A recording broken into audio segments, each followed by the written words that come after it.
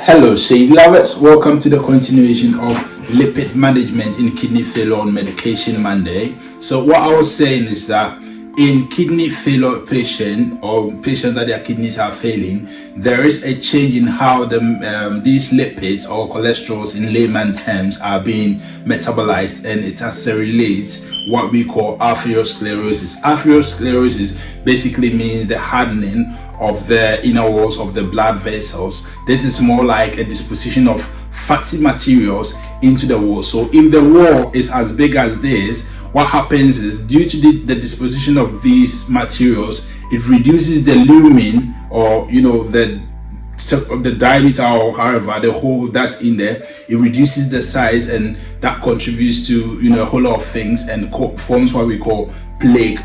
That's what it means by atherosclerosis. So once this is happening in kidney failure, it's very essential that we protect the cardiovascular system.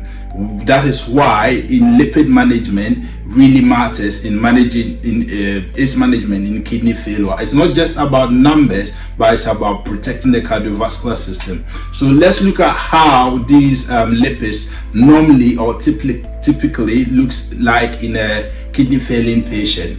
So typically you will have what we call, I'm going to use the three forms of these lipids. We've got the triglycerides, we've got the HDL, which is the good cholesterol, we've got the LDL, which is the bad cholesterol.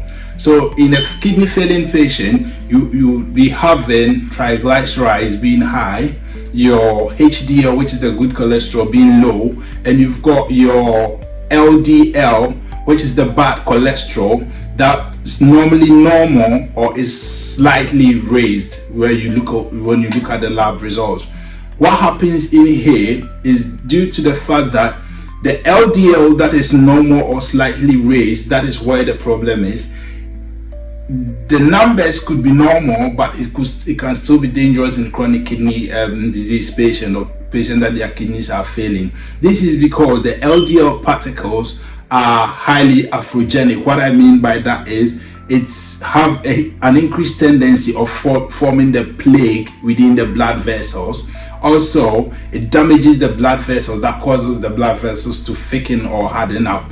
That is why these LDL particles are of concern. So this happened because there is a reduction in the clearance of lipoprotein. There is an increase,